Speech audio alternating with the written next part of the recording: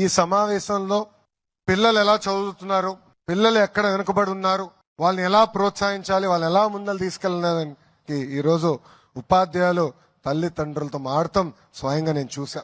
మీరు ఇక్కడ కానీ ఒక్కసారి చూస్తే స్కూల్కి కూడా ఒక రిపోర్ట్ కార్డు తయారు చేశాం. గౌరవ ముఖ్యమంత్రి గారు ప్రతి స్కూల్కి 5 స్టార్ రేటింగ్ లో ఎక్కడుందో మీరు చెప్పాలని చెప్పారు.